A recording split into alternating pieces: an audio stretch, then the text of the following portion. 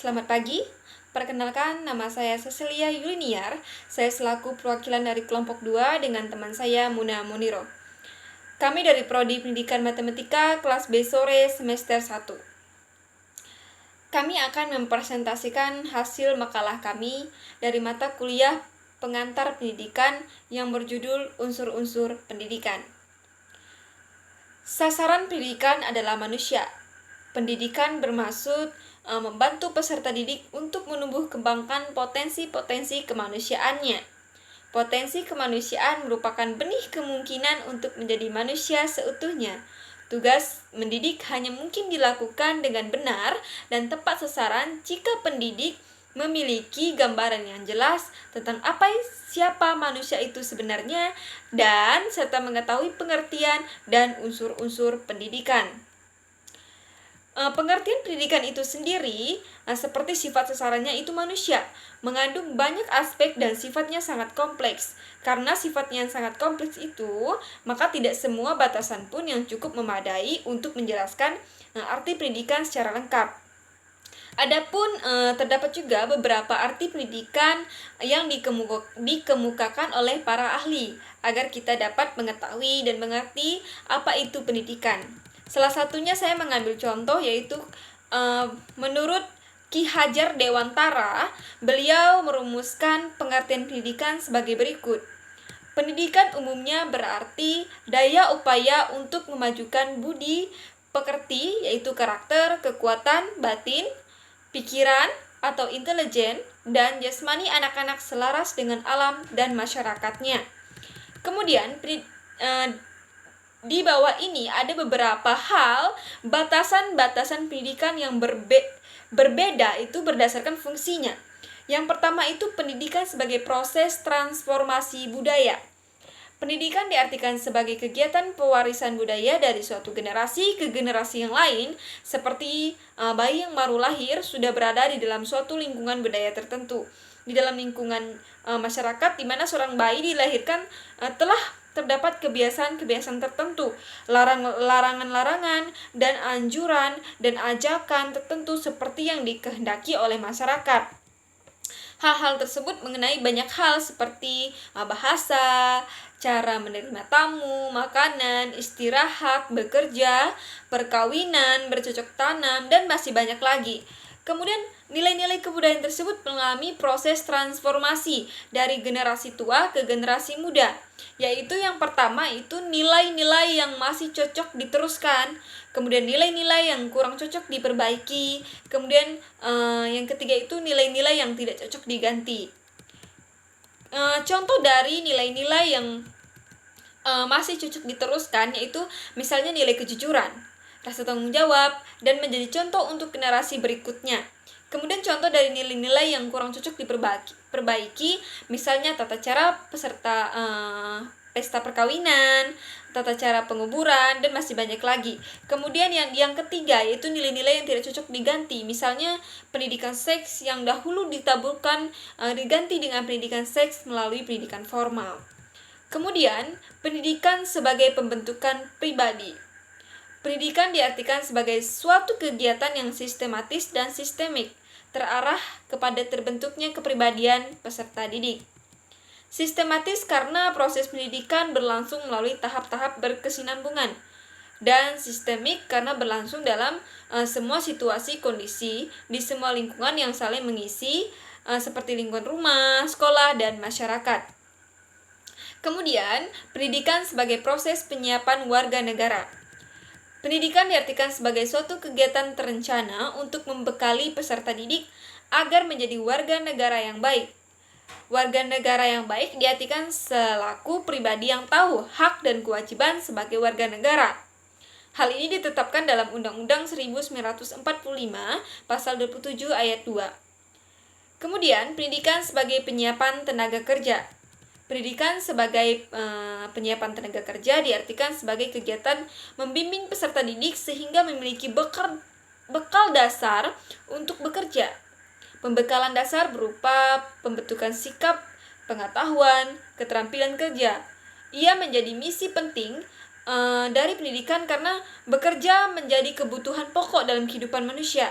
Melalui kegiatan bekerja, seseorang dapat kepuasan bukan saja karena menerima imbalan, melainkan juga karena seorang dapat memberikan sesuatu kepada orang lain, seperti jasa ataupun benda, bergaul, berkreasi, dan bersibuk diri. Kemudian, tujuan dan proses pendidikan. Tujuan pendidikan adalah fokus utama dari perubahan yang diinginkan setelah peserta didik mengikuti pendidikan. Berbagai instansi yang berbeda akan memiliki tujuan pendidikan yang berbeda pula. Beberapa pendidikan bertujuan untuk menghasilkan peserta didik yang kompeten dalam keahlian tertentu. Instansi lain bertujuan secara spesifik untuk melatih aspek afektif pada peserta didik. Tujuan pendidikan membuat gambaran tentang nilai-nilai yang baik, luhur, fungsi, yang benar, indah untuk kehidupan. Karena itu tujuan pendidikan memiliki dua fungsi, yaitu memberikan arah kepada segenap kegiatan pendidikan dan merupakan suatu yang ingin dicapai oleh segenap kegiatan pendidikan. Kemudian, secara keseluruhan, macam-macam tujuan tersebut merupakan suatu kebulatan tujuan umum, memberikan arah kepada semua tujuan yang lebih rinci dan yang jenjangnya lebih rendah. Sebaliknya, tujuan yang lebih khusus menunjang pencapaian tujuan yang lebih luas dan yang jenjangnya lebih tinggi untuk sampai kepada tujuan umum.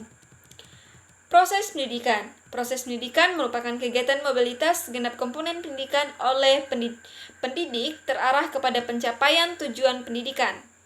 Kualitas proses pendidikan menggejala pada dua segi, yaitu kualitas komponen dan kualitas pengelola.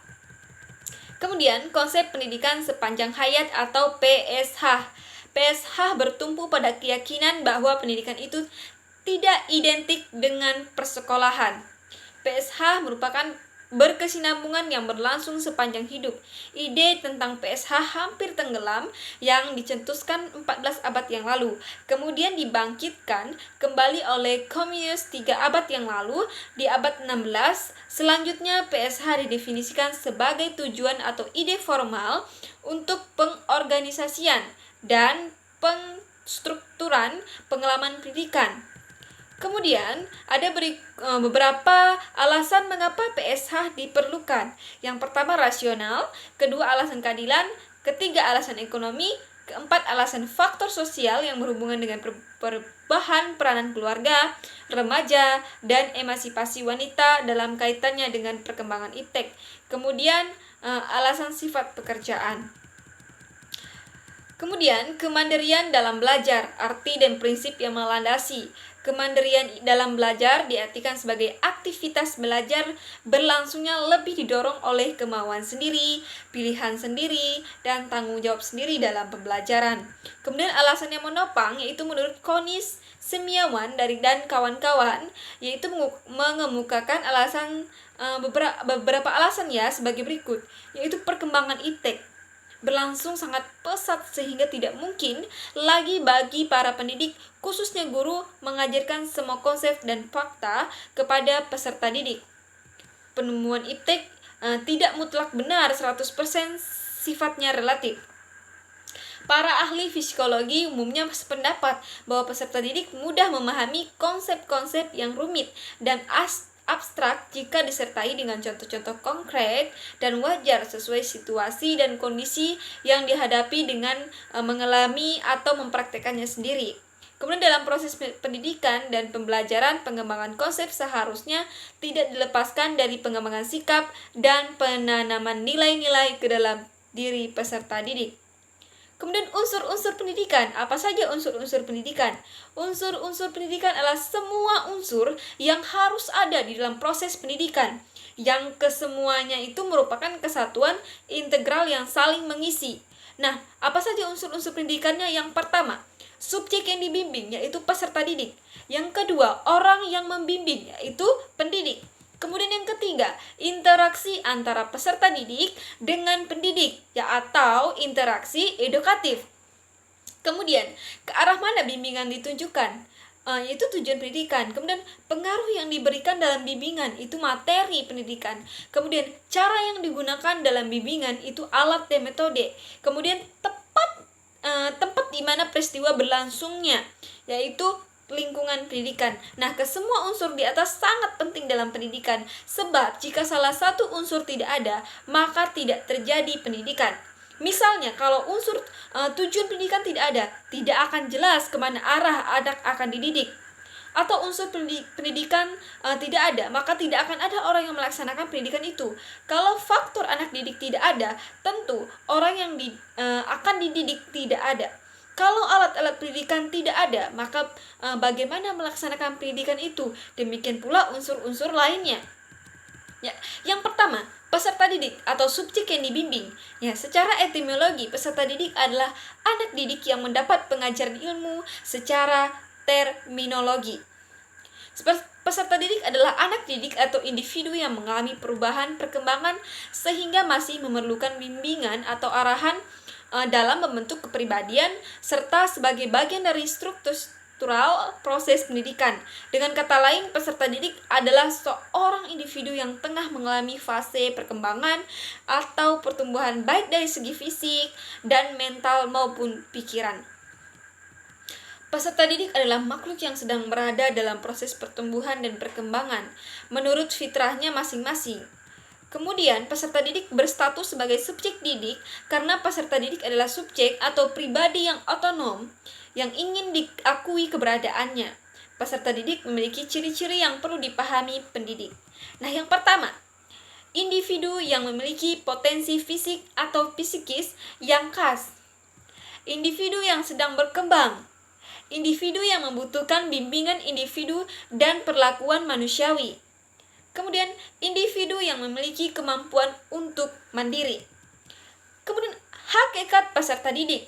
Peserta didik bukan miniatur orang dewasa. Ia mempunyai dunia sendiri. Peserta didik mengikuti periode-periode perkembangan tertentu dan mempunyai pola perkembangan serta tempo dan iramanya yang harus disesuaikan dalam proses pendidikan. Kemudian peserta didik memiliki kebutuhan, diantaranya kebutuhan biologis, rasa aman, rasa kasih sayang, rasa harga diri, dan realisasi diri. Kemudian peserta didik memiliki perbedaan antara individu dengan individu yang lain, baik perbedaan yang disebabkan oleh faktor endogen atau fitrah maupun eksogen atau lingkungan yang meliputi segi jasmani, inteligensi, sosial, bakat, minat, dan lingkungan yang mempengaruhinya. Kemudian peserta didik dipandang sebagai kesatuan sistem manusia, walaupun terdiri dari banyak segi, tetapi merupakan suatu kesatuan jiwa raga, itu cipta, rasa, dan karsa. Kemudian peserta didik merupakan objek dalam pendidikan yang aktif, kreatif, serta produktif. Kemudian beberapa pemikiran tentang peserta didik. Nah, kesepakatan umum yang menyatakan bahwa sasaran utama pendidikan adalah manusia yang disebut istilah peserta didik. Nah, anak didik atau subjek didik. Ada 4 kubu yang mempertahankan pendiriannya masing-masing mengenai permasalahan pendidikan sepanjang zaman. Karena sejak zaman dahulu telah menjadi pemikiran pendidikan meskipun jawabannya tak pernah menghasilkan kata sepakat dalam suatu konsep pendidikan yang universal, yaitu aliran empirisme, nativisme sebagai 2 kubu yang saling bertentangan, serta aliran konvergensi sebagai kubu ketiga yang berusaha mensintesiskan keduanya. Kemudian pengaruh lingkungan tidaklah seperti pengaruh yang diberikan oleh pendidik, sebab pengaruh lingkungan tanpa adanya kesengajaan, kesadaran apalagi perencanaan berbeda dengan pengaruh yang diberikan oleh pendidik, di mana mereka berusaha dengan sabar, tanggung jawab, sistematis, programatis di dalam mengantarkan anak-anak mencapai kedewasaannya. Pembentukan dan perkembangan anak didik dipengaruhi oleh yang pertama itu lingkungan tempat di mana anak itu tinggal. Yang kedua, lingkungan tempat di mana pendidikan berlangsung. Yang ketiga, teman bermain dan orang-orang yang berada di sekitarnya. Kemudian buku-buku bacaan, kemudian macam-macam kesenian. Kemudian yang unsur yang berikutnya itu tenaga kependidikan. Tenaga kependidikan dimaksud di sini adalah sebagaimana termasuk di dalam Peraturan Pemerintah Nomor 38 Tahun 1992, yaitu pada tanggal 17 Juli. Dalam peraturan pemerintah tersebut, pasal 3 ayat 1 sampai 3 disebutkan beberapa jenis tenaga dalam lingkup ketenagaan pendidikan, yaitu sebagai berikut. Nah, tenaga kependidikan terdiri atas tenaga pendidik, pengelola satuan pendidik, penilik, pengawas, peneliti, dan pengembang di bidang pendidikan, pustakawan, laboran, teknisi, sumber belajar, dan penguji. Kemudian tenaga pendidik terdiri atas pembimbing, pengajar, pelatih. Pendidikan ialah orang yang bertanggung jawab terhadap pelaksanaan pendidikan dengan sasaran peserta didik. Pendidikan harus memiliki kewibawaan, yaitu kekuasaan batin mendidik, dan menghindari penggunaan kekuasaan lahir atau kekuasaan yang semata-mata didasarkan kepada unsur wewenang jabatan. Kewibawaan dimiliki oleh mereka yang sudah dewasa, yang dimaksud adalah kedewasaan rohani yang ditopang kedewasaan jasmani. Kemudian pengelola satuan pendidikan terdiri atas kepala sekolah, direktur, ketua, rektor, dan pimpinan satuan pendidikan luar sekolah.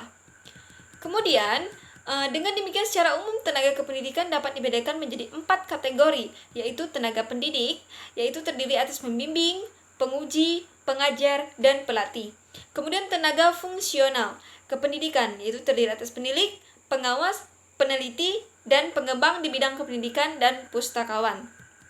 Kemudian tenaga teknis kependidikan terdiri atas laboran dan teknisi sumber belajar. Kemudian tenaga pengelola satuan pendidikan terdiri atas kepala sekolah, direktur, ketua, rektor, dan pimpinan satuan pendidikan luar sekolah. Kemudian tenaga lain yang mengurusi masalah-masalah manajerial atau administratif kependidikan. Kemudian unsur berikutnya itu interaksi edukatif antara peserta didik dengan pendidik. Interaksi edukatif pada dasarnya adalah komunikasi timbal balik antara peserta didik dengan pendidik yang terarah kepada tujuan pendidikan. Pencapaian tujuan pendidikan secara optimal ditempuh melalui proses berkomunikasi intensif dengan manipulasi, isi, metode, serta alat-alat pendidikan. Mengajar merupakan serangkaian interaksi antara orang yang berperan sebagai pendidik dengan anak didik. Ya, untuk mengukur keefektifan guru, seseorang pengamat menggunakan seperangkat dimensi yang dianggap ada hubungannya dengan keefektifan peranan guru.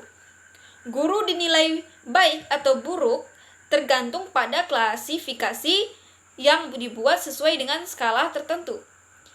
Kemudian, murid yang baik ialah murid yang mendengarkan gurunya, mengikuti pelajaran, tidak mengganggu teman di kelas, dan patuh. Kemudian ada 3 hal yang membedakan peranan guru dan murid. Yang pertama itu tingkat kesukarelaan. Itu Draybon tahun 1973 menyatakan bahwa guru bekerja di sekolah karena digaji, sedangkan murid masuk sekolah karena kewajiban belajarnya. Kemudian yang kedua, tingkat keaktifan dan kepasifan. Peranan murid yang baik lebih banyak menuntut kepatuhan dan kesabaran daripada inisiatif dan tanggung jawab. Guru memonopoli peranan aktif dan membiarkan muridnya bersabar terhadap tindakan guru sebagai agen. Kemudian kekuasaan dan wewenang. Guru adalah atasannya murid. Hubungan antara guru dan murid memadukan 2 populasi yang tidak sederajat kebudayaannya. Guru diilhami dengan peradaban, sedangkan murid adalah merupakan orang yang diberi peradaban. Guru dan murid saling berhadapan antara satu dengan yang lain dengan sikap yang menimbulkan pertentangan. Nah, murid dianggap sebagai bahan yang oleh guru diharapkan bisa memberikan hasil otoritas berada di pihak guru. Guru senantiasa di pihak yang menang. Kemudian unsur berikutnya adalah materi atau isi pendidikan. Salah satu faktor penting yang sangat mempengaruhi terhadap keberhasilan pendidikan keseluruhan adalah kemampuan dan keberhasilan guru merancang materi pembelajaran. Materi pembelajaran pada hakikatnya merupakan bagian yang tidak terpisahkan dari silabus, yakni perencanaan, prediksi, dan proyeksi tentang apa yang akan dilakukan pada saat kegiatan pembelajarannya. Kemudian secara garis besar dapat dikemukakan bahwa materi pembelajaran adalah pengetahuan, keterampilan, dan sikap yang harus dikuasai peserta didik dalam rangka memenuhi standar kompetensi yang diterapkan. Kemudian, jenis-jenis materi pembelajaran dapat diklasifikasi sebagai berikut. Yang pertama itu fakta. Adalah segala hal yang terwujud kenyataannya dan kebenarannya, meliputi nama-nama objek, peristiwa, sejarah, lambang, nama tempat, nama orang, nama bagian atau komponen suatu benda, dan sebagainya. Kemudian itu konsep, yaitu adalah segala yang berwujud, pengertian-pengertian baru yang bisa timbul sebagai hasil pemikiran meliputi definisi, pengertian, ciri khusus, hakikat, inti atau isi, dan sebagainya. Kemudian prinsip adalah berupa hal-hal utama, pokok, dan memiliki posisi terpenting meliputi dalil, rumus, adagium, postulat, praktigma, teorema, serta hubungan antar konsep yang menggambarkan implikasi sebab akibat. Kemudian prosedur merupakan langkah-langkah sistematik atau berurutan dalam mengerjakan suatu aktivitas dan kronologi suatu sistem. Sikap atau nilai merupakan hasil belajar aspek sikap, misalnya nilai kejujuran, kasih sayang, tolong-menolong, semangat, dan minat belajar dan bekerja. Prinsip-prinsip yang dijadikan dasar dalam menentukan materi pembelajaran. Yang pertama, relevansi atau kesesuaian. Kemudian yang kedua itu konsistensi atau keajegan. Nah, jika kita melihat bahwa di sini relevansi atau kesesuaian itu materi pembelajarannya hendak relevan dengan pencapaian standar kompetensi dan pencapaian kompetensi dasar. Ya. Contohnya itu kompetensi dasar yang harus dikuasai peserta didik adalah menganalisis faktor penyebab konflik sosial dalam masyarakat. Kemudian mata pemilihan materi pembelajaran yang disampaikan seharusnya referensi tentang sebagai fenomena sosial yang mengarah pada timbulnya konflik sosial. Yang kedua itu konsistensi atau keajengan. Jika kompetensi dasar yang harus dikuasai peserta didik ada dua macam, maka materi yang harus diajarkan juga harus meliputi dua macam. Contoh, kompetensi dasar yang harus dikuasai peserta didik mendeskripsikan terjadinya perilaku menyimpang dan sikap-sikap antisosial. Maka materi yang diajarkan juga harus meliputi perilaku menyimpang dan sikap-sikap antisosial. Yang ketiga itu adalah kecukupan. Materi yang diajarkan hendaknya cukup memadai dalam membantu peserta didik menguasai kompetensi dasar yang diajarkan. Materi tidak boleh terlalu sedikit dan tidak boleh terlalu banyak. Jika terlalu sedikit, maka kurang membantu pencapaian standar kompetensi dan kompetensi dasar. Sebaliknya, jika terlalu banyak, maka akan mengakibatkan keterlambatan dalam pencapaian target kurikulum atau pencapaian keseluruhan SK dan KD. Sumber materi pendidikan.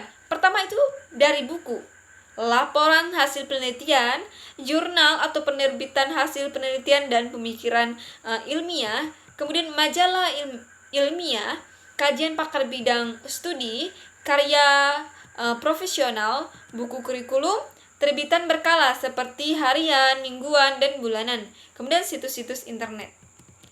Dan juga ada multimedia, lingkungan, narasumber. Ya, kita bisa bertanya dengan orang-orang yang ada di sekitar kita, apa sih yang perlu kita pelajari tentang pendidikan ini.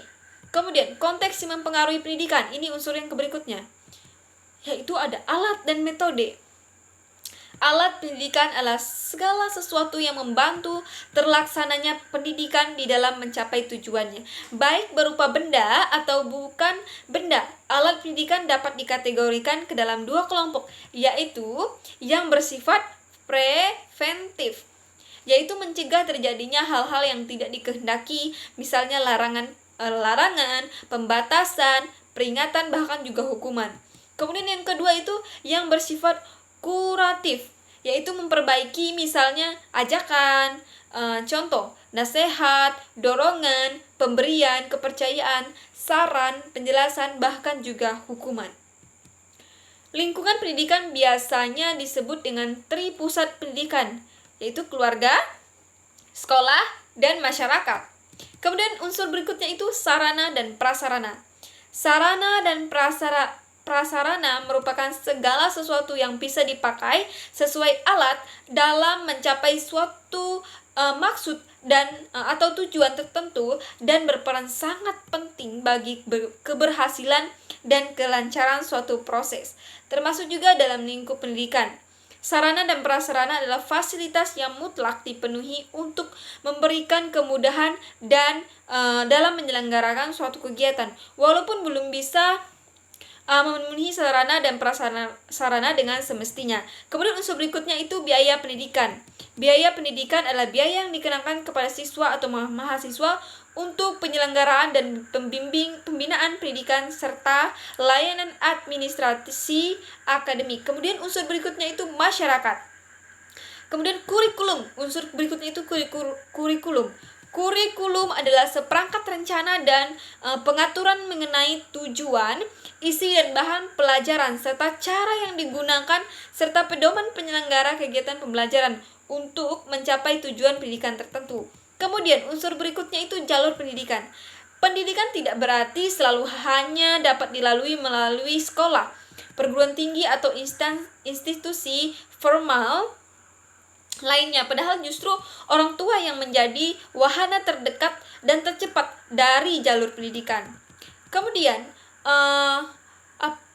jalur pendidikan adalah wahana yang akan dipilih dan dijalani yang sesuai dengan kebutuhan tujuan dari pendidikan itu sendiri. Ya, menurut Triyanto, jalur pendidikan terdiri dari beberapa, yaitu pendidikan formal. Formal adalah jalur pendidikan yang terstruktur dan berjenjang yang terdiri dari pendidikan dasar, pendidikan menengah, dan pendidikan tinggi. Kemudian pendidikan non-formal. Pendidikan non-formal adalah jalur pendidikan di luar pendidikan formal yang dapat dilaksanakan secara terstruktur dan berjenjang. Kemudian pendidikan informal. Pendidikan informal adalah jalur pendidikan di luar institusi formal yang melibatkan keluarga, teman, dan lingkungan peserta didik. Kemudian unsur pendidikan berikutnya itu jenjang pendidikan. Jenjang pendidikan adalah tahapan yang ditetapkan berdasarkan tingkat perkembangan peserta didik dan kelengkapan dalam kedalaman filum yang diajarkan. Ya, ini ada beberapa jenjang, itu jenjang pendidikan dasar, jenjang pendidikan menengah, dan juga jenjang pendidikan tinggi. Kemudian, sistem pendidikan. Sistem diartikan sebagai suatu kesatuan integral dari sejumlah komponen-komponen tersebut satu sama lain mempengaruhi dengan fungsinya masing-masing, tetapi secara fungsi, komponen-komponen itu terarah pada pencapaian satu tujuan. Kemudian proses dan tujuan sistem pendidikan. Sistem pendidikan memproses masukan mentah dengan menggunakan instrumental sehingga menjadi keluaran, yaitu tamatan. Kemudian keterkaitan antara pengajaran dan pendidikan. Kemudian istilah pengajaran dan pendidikan itu berbeda tetapi sulit dipisahkan. Berikut ada beberapa perbedaan antara pengajaran dengan pendidikan. Yang pertama, pengajaran lebih menekankan pada penguasaan wawasan dan pengetahuan tentang bidang program tertentu seperti pertanian, kesenian, dan lain-lain, memakan waktu relatif pendek dan metode lebih bersifat rasional. Kemudian teknis praktis pendidikan atau education lebih menekankan pada pembentukan manusianya, penanaman sikap dan nilai-nilai. Kemudian ini memakai waktu relatif panjang. Kemudian metode lebih bersifat psikologis dan pendekatan manusiawi. Kemudian kesimpulannya itu pendidik merupakan salah satu ilmu dalam di setiap langkahnya selalu dipayungi oleh hukum. Mengapa? Karena pendidikan adalah kebutuhan pokok yang paling penting dari segi perkembangan manusia. Tanpa pendidikan yang berhasil akan sulit bagi masyarakat untuk bertahan hidup, sehingga pemerintah harus memastikan semua rakyatnya bisa mendapatkan pendidikan dengan baik, tepat guna, dan merata. Pendidikan adalah suatu konsep dasar yang bersifat atau bertujuan mengarahkan, membimbing, dan membina dari suatu hal yang tidak diketahui menjadi suatu hal yang diketahui, baik secara umum maupun pribadi. Kemudian, jadi pendidikan itu adalah sesuatu hal yang dibutuhkan untuk mendapatkan sesuatu yang akan menguatkan semua indera kita seperti makanan dan minuman dengan yang lebih kita butuhkan untuk mencapai peradaban yang tinggi yang merupakan santapan akal dan rohani. Kemudian saran dari kami yaitu kita harus meningkatkan atau masyarakat harus meningkatkan kepedulian pemerintah maupun dari masing-masing individu, karena banyak masyarakat belum mampu menyadari akan pentingnya pendidikan, terutama dalam tahap perkembangan peserta didik. Jadi landasan pendidikan pun masih belum dipahami oleh masing-masing individu di Indonesia. Jadi untuk pemahaman di setiap masyarakat harus lebih memahami apa itu pendidikan. Demikian presentasi dari kelompok kami, kurang lebihnya kami mohon maaf. Selamat pagi.